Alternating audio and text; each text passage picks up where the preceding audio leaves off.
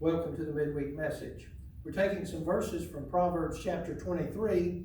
We're going to begin reading from verse 9 in Proverbs 23, and I'm reading from the New King James Version of the Bible. Proverbs 23:9. Do not speak in the hearing of a fool, for he will despise the wisdom of your words.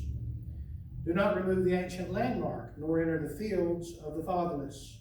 For their Redeemer is mighty, and he will plead their cause against you.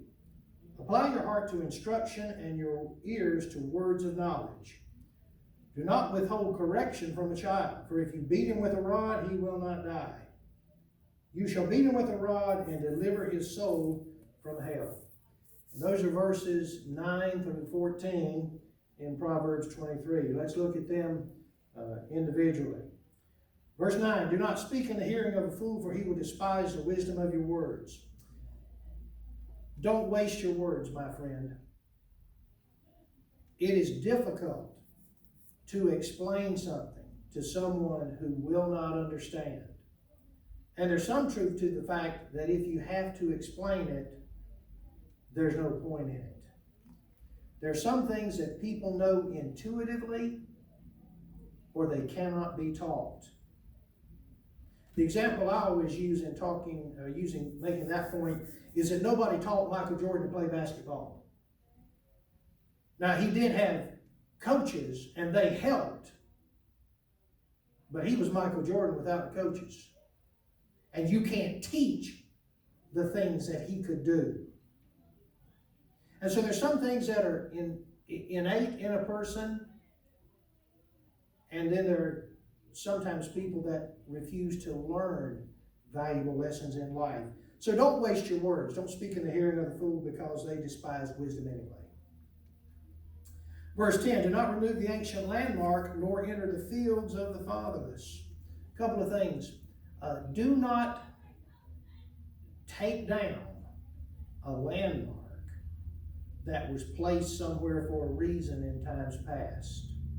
Of course, some of what this has to do with is stealing property, and I'm aware of that. But we spoke of fences not too long ago, and the idea of not moving boundaries and considering why something was there in the beginning before we start changing things willy-nilly. So don't remove the ancient landmark, nor enter the fields of the fatherless. Now, if there's anybody that you can steal a field from, or take advantage of, or steal something out of their field, it'll be a fatherless person. It'll be a disadvantaged person. Don't do it. Don't take advantage of people that it's easy to disenfranchise. Why? Verse 11. For their Redeemer is mighty, and he will plead their cause against you. Because when you disenfranchise people, and particularly people that you have power over, God takes up their cause. Verse 12. Apply your heart to instruction and your ears to words of knowledge. You can learn, you can gain wisdom, you can become wise if you have the inclination to do so.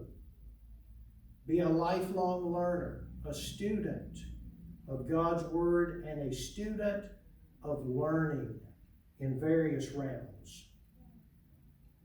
Verse 13, do not withhold correction from a child, for if you beat him with a rod, he will not die. Verse 14, you shall beat him with a rod and deliver his soul from hell. Now, many unfortunate applications have been made from these two verses. Children have been abused on the basis of these verses. But the Bible is simply saying in these terms that discipline will not kill a child. And it may be that if a child is undisciplined, that they are headed for destruction. The Bible speaks in a couple of places about the rod of correction. And it's not talking about necessarily a literal rod or a cane or a stick that you use to beat someone with. It's talking about the principles of correction, when properly applied, have a positive effect on a person's life. And if a person is undisciplined in life, they are bound for destruction, and that's a biblical principle found in many places.